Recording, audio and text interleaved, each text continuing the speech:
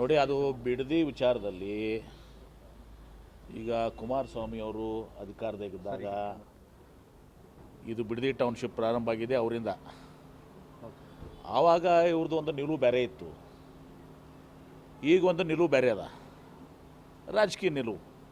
ಸುಮ್ಮನೆ D K Shivakumar ಅವ್ರು ಮಾಡ್ತಾ ಇದ್ದಾರೆ ಅಂಥೇಳಿ ಮುಖ್ಯಮಂತ್ರಿಗಳು, ಅದು ತಮ್ಮ ಜಿದ್ದಾಜಿದ್ದಿ ವೈಯಕ್ತಿಕ ದ್ವೇಷ ಇದು. ಮತ್ತು ಇನ್ನೊಂದು ಮಾಹಿತಿ ಹೊರಗೆ ಬಂದಿದೆಯಲ್ಲ, ಅನಿತಾ ಕುಮಾರಸ್ವಾಮಿ ಅವ್ರದ್ದು 100 ಎಕರೆ ಇದೆ ಅಂಥೇಳಿ. ಗೊತ್ತಿಲ್ಲ ಅಂತಂದರೆ ನನ್ನ ಹೆಂಡ್ತಿ 100 ಎಕರೆ ತೊಗೊಂಡ್ರೆ ನನಗೆ ಅದು ಅಷ್ಟೆಲ್ಲ ಗೊತ್ತಿರೋಂಗಿಲ್ಲ ಅಂದರೆ ಭಾಳ ಕಷ್ಟಪ್ಪ ಇದು. ನಮ್ಮ ಮನೆಗಂತೂ ಭಾಳ ಡಿಫಿಕಲ್ಟ್ ಅದ.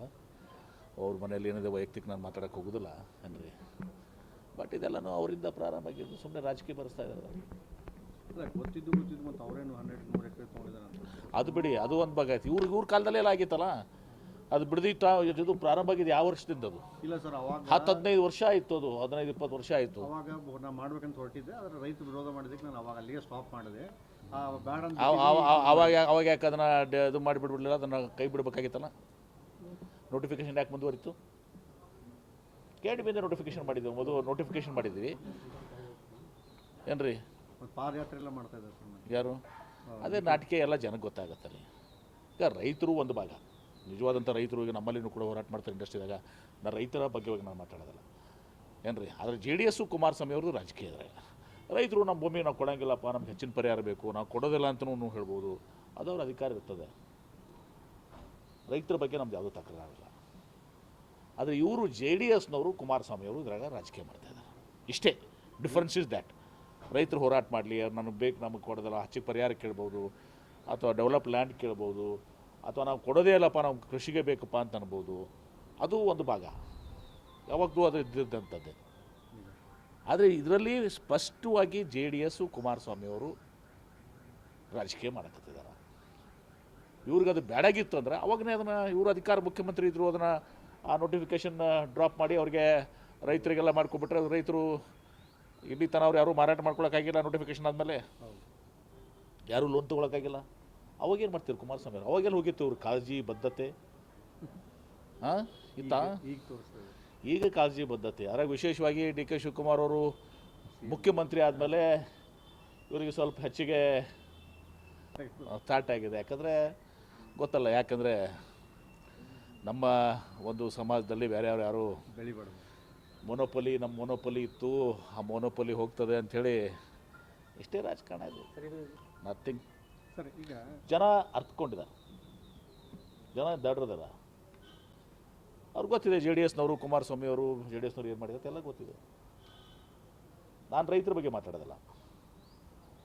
ರೈತರಿಗೆ ಅವ್ರಿಗೆ ಹಕ್ಕಿದೆ, ಹೆಚ್ಚಿಗೆ ಪರಿಹಾರ ಕೇಳುವಂಥದ್ದು, ಡೆವಲಪ್ಮೆಂಟ್ ಕೇಳುವಂಥದ್ದು. ಅವ್ರು ನಾನು ಬೇಡ ಪರ ಅದಕ್ಕೆ ನಾನು ಕೃಷಿಯಾಗಿ ಮುಂದುವರ್ತೀನಿ, ಅದು ರೈತರದ್ದು ಭಾವನೆಗಳಿಗೆ ನಾನು ಇದು ಮಾಡೋಕ್ಕಾಗೋದಿಲ್ಲ. ಸರ್, ಈಗ JDS role is purely political with vested interest. ತಾವು ಇದ್ದಾಗ ಏನೂ ಮಾಡಲಾರ್ದೆ ಈಗ ಬಂದು ಉಪದೇಶ ಹೇಳುವಂಥ ಕೆಲಸ ಮಾಡ್ತಾರೆ, ರಾಜಕೀಯ ಮಾಡ್ತಾಯಿದ್ದಾರೆ, ಸ್ಪಷ್ಟವಾಗಿ ರಾಜಕಾರಣ ಮಾಡ್ತಾಯಿದ್ದಾರೆ. ಏನು ಮಾಡಲಿಕ್ಕೆ ಅವ್ರು ಹೇಳಿದಾರಲ್ಲ, AICT ಮಾಡ್ತೀವಿ, ಬೆಂಗಳೂರು ಮೇಲೆ ಪ್ರೆಷರ್ ಇದಾಗಿದೆ, ನಾವು ಮತ್ತೊಂದಲ್ಲಿ ಲೇಔಟ್ ಅನ್ನೋದು ಮಾಡ್ತೀವಿ ಅಂಥೇಳಿ ಏನು ಮಾಡ್ತಾಯಿದ್ದಾರೆ ಅವರು. ಅದು ಅಂಥೇಳಿ ಇಷ್ಟು ದಿವಸ ಯಾಕೆ ಸುಮ್ಮ ಕೂತಿದ್ರು ಅವರು JDSನವರು? 20 ವರ್ಷ ಆಯ್ತು ನನಗೆ ಅನ್ಕೊಂಬಿಟ್ಟಿಗೆ. ಅದು ನನ್ನ ಕಡೆ ನನ್ನ ಕಡೆ ಟೆಕ್ಸ್ಟ್ ಒಳಗಡೆ ಇದೆ, ನನ್ನ ಮೊಬೈಲ್ದಾಗ ಕೊಟ್ಟು ಹೇಳ್ತೀನಿ ನಿಮಗೆ ಯಾವಾಗ ಏನೇನಾಯಿತು ಅಂಥೇಳಿ. ಇಷ್ಟು ದಿವಸ ಕಣ್ಣು ಮುಚ್ಕೊಂಡು ಕೂತ್ಕೊಂಡು ಈಗ ಆವಾಗ DLF ಬಿಡದಿ ಇದು ಸ್ಟಾರ್ಟ್ ಮಾಡಿದೆ ಇವರೆಲ್ಲ ನೋಡಿ. ಅದು ಹೈಕಮಾಂಡ್ಗೆ ನೋಡಿ, ಒಂದು ಸಚಿವ ಸಂಪುಟ ವಿಚಾರದಲ್ಲಿ ಹೈಕಮಾಂಡ್ ಅಂತಿಮ. ಇವತ್ತು ಹೈಕಮಾಂಡ್ ಯಾರಿಗೆ ಕೊಡಬೇಕಂತದೆ, ಏನು ಕೊಡಬೇಕಂತ ಹೈಕಮಾಂಡ್ ನಿರ್ಧಾರ ಮಾಡ್ತದೆ. ಸೋನಿಯಾ ಗಾಂಧಿಯವರು, ರಾಹುಲ್ ಗಾಂಧಿಯವರು, AICC ಅಧ್ಯಕ್ಷರಾದ ಮಲ್ಲಿಕಾರ್ಜುನ ಖರ್ಗೆ ಅವರು, KC ವೇಣುಗೋಪಾಲ್ ಅವರು, ಸುರ್ಜೇವಾಲ್ ಅವರು, ಅದ್ರ ಜೊತೆಗೆ ಸಿದ್ದರಾಮಯ್ಯನವ್ರನ್ನ ಮತ್ತು ಮುಖ್ಯಮಂತ್ರಿಗಳನ್ನ ಡಿ ಕೆ ಶಿವಕುಮಾರ್ ಅವರು, ಮತ್ತು ಈಗ ನಮ್ಮ ಹರಿಪ್ರಸಾದ್ ಅವರು ಬಂದಿದ್ದಾರೆ, KPCC ಅಧ್ಯಕ್ಷರಾಗಿದ್ದಾರೆ. ಎಲ್ಲರೂ ಕೂಡಿ ನಿರ್ಧಾರ ಮಾಡ್ತಾರೆ. ನಾನು ಒಂದು ಹೇಳ್ತೀನಿ, ನಾನು ಆ ವಿಚಾರದಲ್ಲಿ ಹೊಸಬರಿಗೂ ಕೊಡಬೇಕು, ಹಳಬರಿಗೂ ಎಕ್ಸ್ಪೀರಿಯೆನ್ಸು ಬೇಕು, ಎರಡೂ ಮಿಶ್ರಣ ಆಗಬೇಕಿಲ್ಲ ಅಂತಲ್ಲ. ನಾನು ಮಾತ್ರ ಸ್ಪಷ್ಟವಾಗಿ ಹೇಳಿದ್ದೀನಿ, ವಿಜಯಪುರ ಜಿಲ್ಲೆಗೆ ಇನ್ನೊಂದು ಮಂತ್ರಿ ಸ್ಥಾನ ಬೇಕು. ಅದು ಯಾರು ಕೊಡಬೇಕು, ಏನು ಕೊಡಬೇಕು ಅದು ಹೈಕಮಾಂಡ್ ನಿರ್ಧಾರ ಮಾಡಿ, ಅದು ನನ್ನ ಕಡೆ ಇರೋದಲ್ಲ. ಬಟ್ ಇನ್ನೊಂದು ಮಂತ್ರಿ ಸ್ಥಾನ ಕೊಡಬೇಕು ಅನ್ನೋದು ನನ್ನ ಬಲವಾದಂಥ ಒಂದು ಒತ್ತಾಯದ ಆ ದಶೆಯಲ್ಲಿ ನಾನು ಎಲ್ಲ ರೀತಿಯ ಪ್ರಯತ್ನ ಮಾಡ್ತಾಯಿದ್ದೀನಿ.